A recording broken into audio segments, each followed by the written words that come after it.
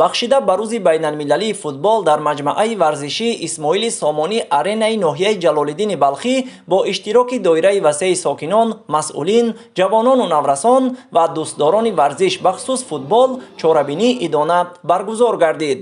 қобили зикр аст ки таҷлили рӯзи ҷаҳонии футбол бо ташаббус ва пешниҳоди президенти Ассотсиатсияи футболи Осиёи Марказӣ ва Тоҷикистон муҳтарам Рустами Эмомалӣ аз ҷониби Созмони Милали Муттаҳид пазируфта шуда, минбаъд ҳамасола 25 май ҳамчун рӯзи байналмилалии футбол дар тамоми дунё ҷашн гирифта мешавад. таърих исбот менамояд ки футбол кайҳо боз маъмултарин варзиш миёни аҳли башар ҳисобида мешавад. онро на танҳо мутахассисон, балки ҳаваскорон ва кӯдакону наврасон низ бозӣ карда вақтхушӣ мекунанд.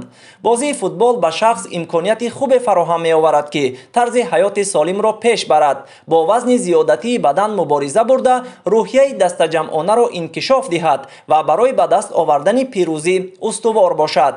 طبق اطلاع مسئولین بخش کار با جوانان و ورزش، حالا در مؤسسه دولتی مکتب ورزشی ناحیه جلال‌الدین بلخی 530 ورزشگر از روی نمودهای گوناگون ورزش مشق و تمرین می‌نمایند. دسته فوتبال پنجشیر ناحیه در لیگ عالی مملکت بازی کرده یکی از دسته‌های پیش‌صف حسابیده می‌شود.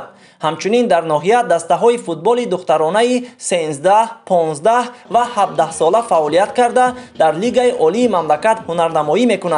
حالا در ناحیه جلال‌الدین بلخی دو ورزشگاه استانداردی فوتبال در مرکز ناحیه و زیاده از 200 میدان ورزشی برای بازی فوتبال در جماعت‌های شهرک و دهات و نزد مؤسسه‌های تعلیمی موجود بوده مورد استفاده عموم قرار دارند. در ادامه کارهای آبادانی و سازندگی، تعمیر و ازنوسازی و بنیاد انشاءات نوی ورزشی نیز به نوبت گرفته شده است که برای باز هم تقویت و رشد ورزش بخصوص فوتبال مساعدت می‌نماید. اشتراک فعالانه ساکنان بخصوص نورسان و ورزشگران در تجلیل روز بین المللی فوتبال گواهی از آن می‌دهد که همگان جانبدار طرز حیات سالم و دوستدار بازی فوتبال هستند. زیرا بازی فوتبال جالب بوده، آن نه تنها برای فوتبال بازان کسبی بلکه برای همگان دسترس است. متخصصان توصیه می‌دهند که یک چند مرتبه مشغول شدن به بازی فوتبال در دوام یک هفته کافی است که حیات انسان تغییر یابد.